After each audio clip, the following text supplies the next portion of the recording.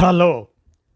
కానమోకు కథావచనం మోహనవచనం పరిజ్ఞాన హితబాండం నిత్య చదువరి శ్రోతలకు ఆహ్వానం. నమస్కారం. చదవదగునెవరు రాసిన తదుపరి చదివిన వెంటనే మరువక పలువురికి వినిపింపబూనిన అది ఏ పరిజ్ఞాన హితబాండమౌపో మహిళ మోహనవచనమై విరాజిల్లు. పరిజ్ఞాన హితబాండం లక్ష్యం ప్రతివారీ సమాచార హక్కు.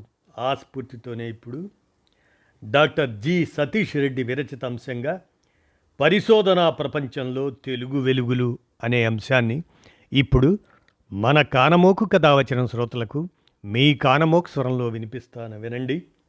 పరిశోధనా ప్రపంచంలో తెలుగు వెలుగులు. ఇక వినండి.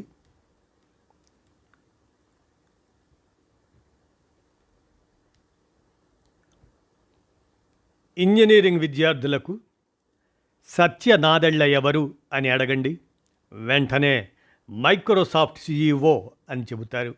సుందర్ పిచ్చా ఎవరు అంటే చెప్పడానికి తడుముకోరు. ఎలాన్ మస్క్, జెఫ్ బెజోస్, ఇలా ఎవరి పేరు అడిగినా సమాధానం వస్తుంది. ఎల్లాప్రగడ సుబ్బారావు, సిఆర్ రావు, పిఆర్ నాయుడు, అయ్యగారి సాంబశివరావు, యలవర్తి నాయుడమ్మ, అలాగనే సూరి భగవంతం, ఇటువంటి వారి పేర్లను అడిగితే చాలామందికి తెలియదు. వీరంతా సైన్సులో మన దేశ కీర్తి పతాకాన్ని ఎగరవేసిన తెలుగువారు. జాతీయ సైన్స్ డే సందర్భంగా వారి గురించినటువంటి విశేషాలని మనం ఇప్పుడు పరిశీలిద్దాం. ఆధునిక సోషల్ మీడియా యుగంలో మన మహోన్నత తత్వశాస్త్రవేత్తలు, అలానే శాస్త్రవేత్తల గురించి రీల్స్, ఇన్స్టా పోస్టులు ఉండవు. అందుకని ఇప్పటి తరానికి తెలియడం లేదనుకోవాలి.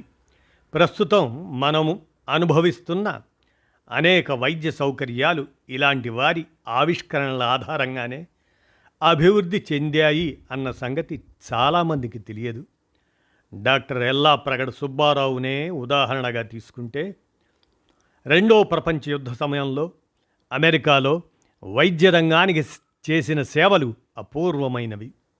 పంది కాలేయం నుంచి B12 విటమిన్ను సంగ్రహించి రక్తహీనత ఉన్న వారికి ఉపయోగించవచ్చని తొలిసారి ప్రతిపాదించింది, శాస్త్రీయంగా నిరూపించింది ఆయనే. క్యాన్సర్ చికిత్సకు వాడే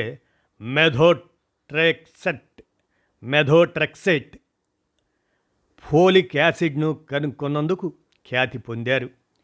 శరీరంలో బ్యాక్టీరియాపై పోరాడే టెర్రాసైక్లిన్ల తొలి ఆవిష్కర్త కూడా సుబ్బారావు పరిశోధనల ఆధారంగానే ఆ తరువాతి కాలంలో అనేక వైద్య ఆవిష్కరణలు జరిగాయి. కానీ ఆయనకు అంతర్జాతీయంగా రావలసినంత పేరు రాలేదు. ఆయన 53 వయసులోనే మరణించడం ఒక కారణమైతే, పెద్దగా ప్రచారం చేసుకోకపోవటం రెండవది. పత్తిపాటి రామయ్య నాయుడుది మరో ఉదాహరణ. రేడియేషన్పై కృషి చేసిన నోబెల్ గ్రహీత మేడం క్యూరీతో కలిసి పనిచేశారు ఆయన. దేశంలో మెడికల్ ఫిజిక్స్కు ఆద్యుడిగా చెప్పవచ్చు. ఆగ్నేయాసియా యునెస్కోకు సైన్స్ డైరెక్టర్గా నియమితులయ్యారు ఆయన. అలాంటి మరొక శాస్త్రవేత్త డాక్టర్ యలవర్తి నాయుడమ్మ. దేశంలో తోలు పరిశ్రమ అభివృద్ధికి ఆయనే ప్రధాన కారకులు. ఇంజనీరింగ్ పీజీకి గేట్ పరీక్షను ప్రవేశపెట్టారు. జాతీయ, అంతర్జాతీయ పురస్కారాలు ఎన్నో ఆయన్ని వరించాయి. ఇక గణితంలో అత్యంత ముఖ్యమైన స్టాటిస్టిక్స్లో డాక్టర్ సిఆర్ రావుది ప్రత్యేక అధ్యాయం. గణితంలో నోబెల్ బహుమతి లేదు, కానీ ఉంటే తప్పకుండా ఆయనకే వచ్చేదంటారు. ఆయనకు దక్కిన ఇంటర్నేషనల్ ప్రైజ్ ఫర్ స్టాటిస్టిక్స్ నోబెల్కు సమానమైందే. ఇలాంటి మరో గొప్ప శాస్త్రవేత్త డాక్టర్ రాజిరెడ్డి. కంప్యూటింగ్ రంగంలో ట్యూనింగ్ అవార్డు లభించిన తొలి భారతీయుడిగా చరిత్ర సృష్టించారు. ఇది కూడా నోబెల్ లాంటిదే. ఇప్పటికీ కంప్యూటింగ్కి సంబంధించిన కొన్ని విభాగాల్లో కృత్రిమ మేధస్సుకు ఆయన్ను పితామహుడిగా భావిస్తారు. ప్రొఫెసర్ సూరి భగవంతం, ఏఎస్ రావు, మోక్షగుండం విశ్వేశ్వరయ్య, ఇటువంటి దిగ్గజాల గురించి ఎంత చెప్పినా తక్కువే. ఇదంతా చూస్తే ఒకప్పుడు మన తెలుగు నేల నుంచి ఎంతోమంది శాస్త్రవేత్తలు అంతర్జాతీయంగా పేరు ప్రఖ్యాతులు సంపాదించారు అని అర్థమవుతుంది. వీరిలో చాలామందిని ఆయా రంగాల్లో నోబెల్కు సమానమైన పురస్కారాలు వరించాయి. ఒకప్పుడు మన దేశంలో ప్రత్యేకంగా తెలుగు నేలపై విజ్ఞాన శాస్త్రాలకు చాలా ప్రాధాన్యం ఉండేది. ఆచార్య నాగార్జునుడే ఇందుకు మంచి ఉదాహరణ. భారత ఉపఖండంలో ఎన్నో పరిశోధనలు జరిగేవి. అనేక దేశాల నుంచి ఇక్కడికి వచ్చి చదువుకునేవారు. శాస్త్రవేత్తలకు సమాజంలో సమున్నత గౌరవం దక్కేది. దేశం పరాయి పాలనలోకి వెళ్ళాక కొంతమంది శాస్త్రవేత్తలు ఎన్నో కష్టాలు పడి స్కాలర్షిప్పులతో విదేశాలకు వెళ్ళి తమ మేధతో ఖ్యాతి సంపాదించుకున్నారు. బ్రిటిష్ పాలనా వ్యవస్థ నుంచి సహకారమూ అందలేదు. అయినా మెరుగైన సన్నద్ధత కలిగిన విదేశీయులతో పోటీ పడుతూ రాణించారు. జాతీయవాద శాస్త్రవేత్తలు కోల్కతాలో 1876లో Indian Association for Cultivation of Sciences IACSను స్థాపించారు. ఈ సంస్థ స్వదేశంలో ప్రాథమిక పరిశోధనలకు కృషి చేసింది. తెలుగు శాస్త్రవేత్తలపైన దాని ప్రభావం ఉంది. ఆ కాలంలో శాస్త్రవేత్తలు జాతీయవాద దృక్పథంతో పనిచేశారు.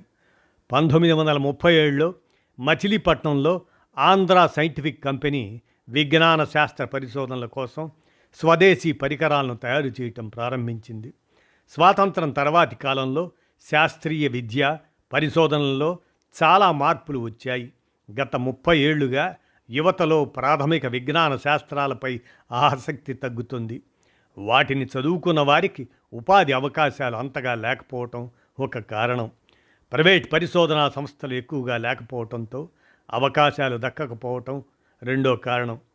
ఐటీ ఆధారిత రంగాల్లో అవకాశాలు విస్తృతంగా పెరగడం, ఉపాధి దొరకటం మరో కారణం. ఐటీ తదితర రంగాల్లో అవకాశాలు పెరగడం వల్ల సమాజానికి మేలే జరిగింది. లక్షల మంది యువతకు ఉద్యోగ అవకాశాలు లభించాయి. అనేక దిగువ మధ్యతరగతి కుటుంబాలు ఆర్థికంగా బాగుపడ్డాయి. చాలామంది విదేశాలకు వెళ్ళడం వంటివి కనిపిస్తున్నదే. అయితే అందరూ ఐటీ కోర్సులపైనే ఆసక్తి చూపడంతో విజ్ఞాన శాస్త్రాల్లో పరిశోధనలపై కృషి చేసే వారి సంఖ్య తగ్గడం ఇందులో రెండో కోణం. దేశంలో ప్రాథమిక విజ్ఞాన శాస్త్రాల కోర్సులు చదువుకుంటున్న యువత వారి సంఖ్య బాగానే ఉంది. వారిని ఉన్నత విద్య పరిశోధనల దిశగా ప్రేరేపించి ప్రోత్సహిస్తే అద్భుతాలు చేయగలుగుతారు. నేటి యువత మన శాస్త్రవేత్తల జీవిత కథలను ప్రేరణగా తీసుకోవాలి. విశ్వవిద్యాలయాల్లో మెరుగైన పరిశోధనా కేంద్రాలు ఏర్పాటు చేయాలి. పరిశోధనలను బాగా ప్రోత్సహిస్తే నోబెల్ వంటి పురస్కారాలు రాక మానవు. దీనంతటికీ ప్రభుత్వ పరంగా ప్రయత్నం మాత్రమే సరిపోదు. ప్రైవేట్ సంస్థలు, విద్యార్థులు, తల్లిదండ్రులు అందరూ చేయూతనివ్వాలి. పాశ్చాత్య దేశాల తరహాలో అత్యాధునిక పరిశోధన కేంద్రాల ఏర్పాటుకు ప్రైవేట్ సంస్థలు ముందుకు రావాలి. తల్లిదండ్రులు సైతం పిల్లలకు చిన్నప్పటి నుంచే విజ్ఞాన శాస్త్రాలపై ఆసక్తి పెంచాలి. సైన్స్ అనేది మార్కుల కోసమో ఉద్యోగానికో కాకుండా సమాజాభివృద్ధికి ఉపకరించే సాధనంలా భావించేలా స్ఫూర్తిని నింపాలి. అప్పుడు మనం విజ్ఞాన శాస్త్రాల్లో పునర్వైభవం సాధిస్తామనడంలో సందేహం లేదు అంటూ డాక్టర్ జి సతీష్ రెడ్డి, వీరు DRDO మాజీ chairman, aeronautical society of India అధ్యక్షులుగా వారు అందజేసిన ఈ అంశం పరిశోధనా ప్రపంచంలో తెలుగు వెలుగులు అనేటువంటి ఈ విజ్ఞానాంశాన్ని మన కానమోకు కథావచనం శ్రోతలకు మీ కానమోకు స్వరంలో వినిపించాను. విన్నారుగా. ధన్యవాదాలు.